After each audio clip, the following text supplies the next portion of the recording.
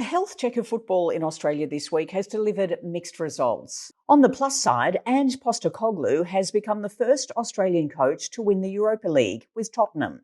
3 Matildas, including current captain Steph Catley, have won the Champions League with Arsenal women. And recently resigned Football Australia CEO James Johnson has been appointed Group CEO of Canadian Soccer Business, with the country to co-host next year's FIFA Men's World Cup. At home, though, Friday's AGM at Football Australia has revealed there are some bumps in the road ahead. President Anta Isaac and interim coach Heather Garriock opened with short statements before questions and getting into the nitty-gritty. The president pointed to transforming the organisation for the benefit of all stakeholders. It is a privilege for me to be re-elected as chair of Football Australia.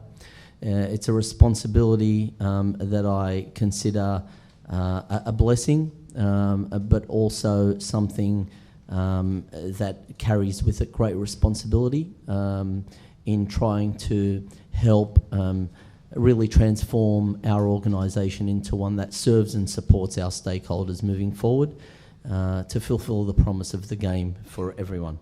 My immediate focus is to provide the leadership, unity and focus to help us deliver on Football Australia's key priorities for the next 12 months, which are supporting the Socceroos qualify for the Men's World Cup, lead the appointment of the Matildas coach, continue advancing our commercial strategy, deliver the Women's Asia Cup, emerging championships and the inaugural Australian Championship, progress plans for a home of football, enhance the Play Football digital registration platform, unify and connect our football family, internally and externally. Part of the ongoing problem for football in Australia are the rivalries and factions that lead to people making decisions for matters of ego and personal power or fiefdoms rather than for the good of the game in total. It means no matter who's in charge, it's almost impossible to find that unity they say they are all seeking. If they did, football in Australia would be like football in many other countries, a juggernaut leaving many others in its wake. Both Heather and Anta refer to key relationships. Perhaps the most important of all is that with the A-Leagues and its governing body, the APL, which reportedly owes Football Australia around $11 million. That means despite FA's revenue of $124 million, they recorded a deficit of $8.5 million. It's important to note that non-World Cup years are costly, with no guaranteed prize money for the men's and women's World Cups. So in this cycle, that means 2024 and 2025. But also, Football Australia took pride some years back in being one of the first sports governing bodies in Australia to commit to the 40-40-20 board rule, meaning 40% of members were women, 40% were men, and 20% could be either. But with Heather Garriock stepping down to fill the interim CEO position, and with Jacqueline Lee-Jo not standing for re-election, she had been the deputy chair of the board, that means there are no elected women on Football Australia's board. I've got 2 questions. The first one is regarding the vacancies, or are there vacancies on the board, given Football Australia's constitution of 40-40-20, and where are the women, or where are they coming from since Heather's now also come down? And my second question would be with regard to the $11 million plus that APL owes. Are you going to get that? What happens to that? Do you just write it off? And is that the sole reason why you ended up with a deficit? Thank you. Thank you, Tracy. Let me deal with the first question first. In relation to the 40-40-20 principles, these are paramount principles that we all embody. This is something that we will address in the coming weeks. We have been discussing this with our stakeholder members, and this is something obviously that Football Australia was leading on more than now 5-6 years ago as the first sporting body to do that. We take inclusivity and diversity very seriously, so I expect that within the next 4 to 6 weeks, and don't hold me to that, but definitely no more than 8 weeks we'll get that addressed.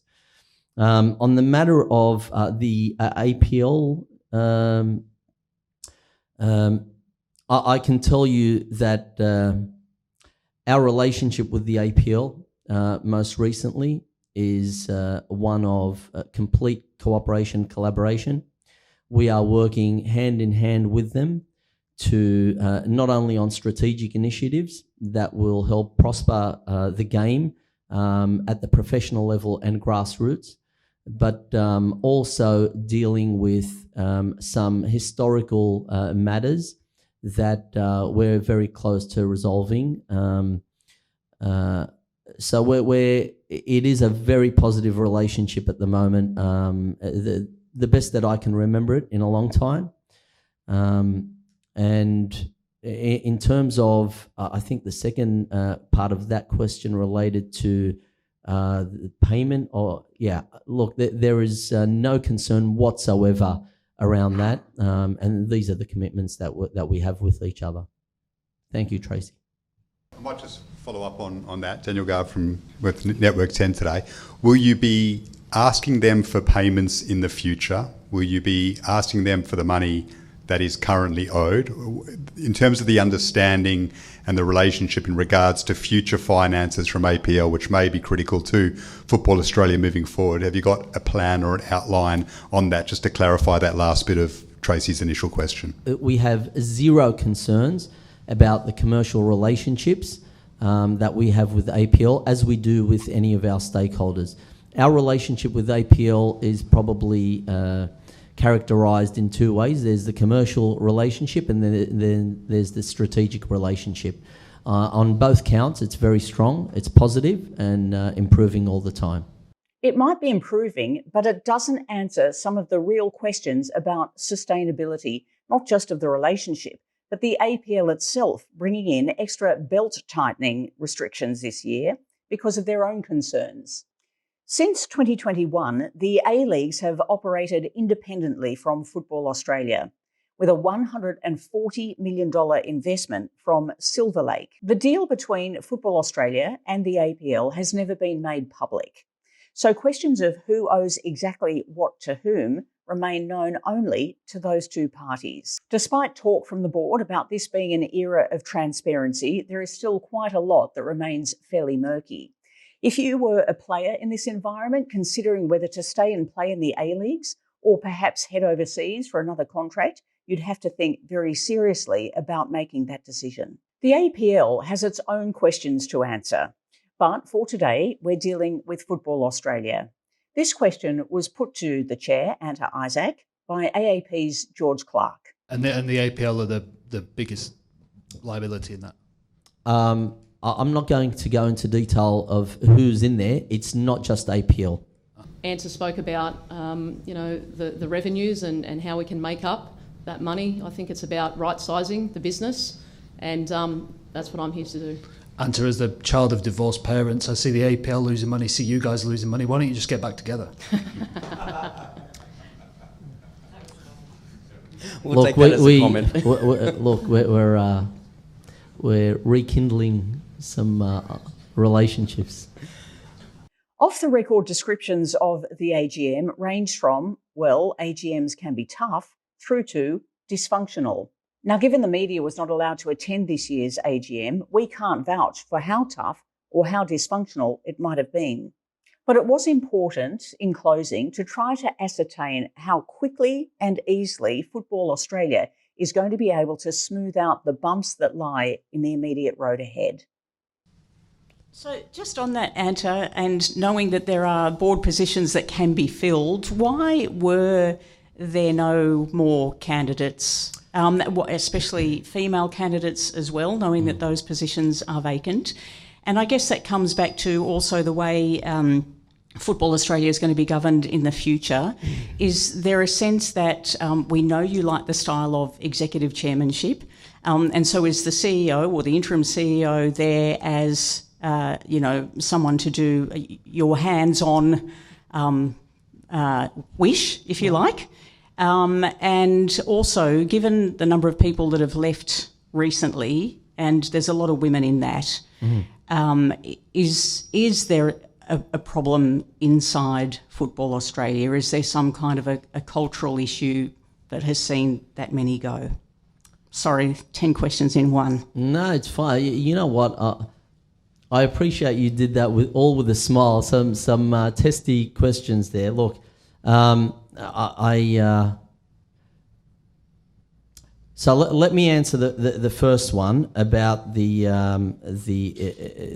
particular election. So at the time that the nominations closed, we actually had 3 nominations for 3 positions. But I want to take you just a step before that. We're actually, and it comes to what George was saying earlier about unification. There is great alignment with our stakeholders, probably the best it's been for a long time.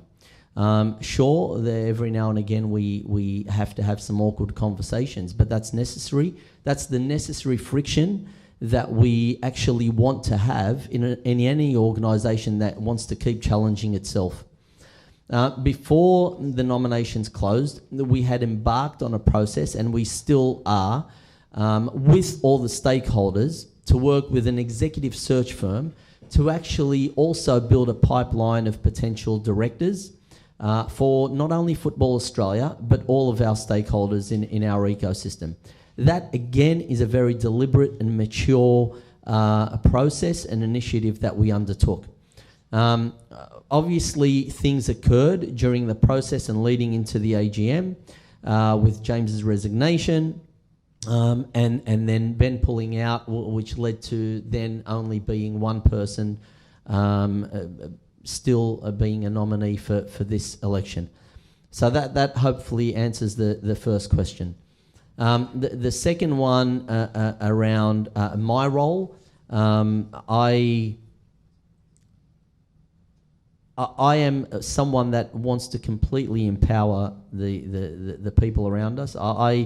It's a very personal thing. I've always believed that empowering not only individuals but stakeholders in the game is what's going to get us fulfilling the promise for this game.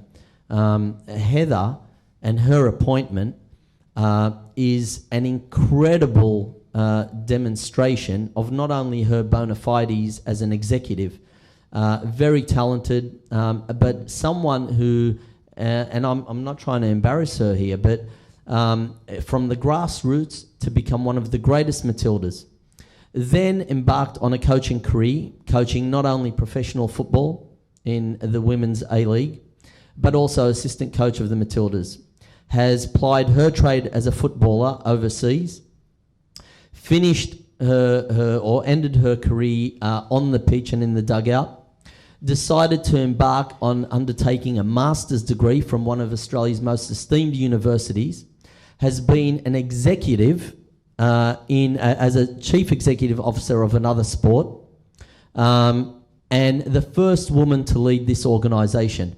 Now, if that doesn't make all of us proud, I'm not sure what will.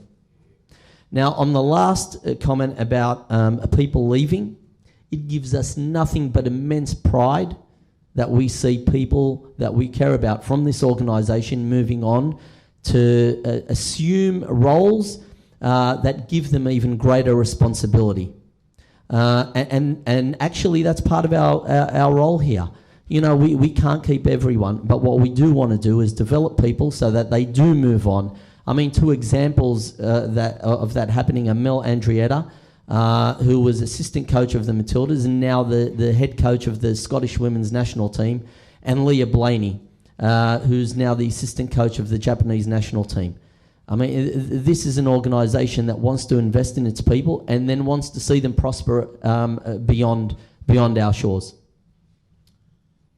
Okay, last question for Vince, and then I'm just going to have to wrap it up there.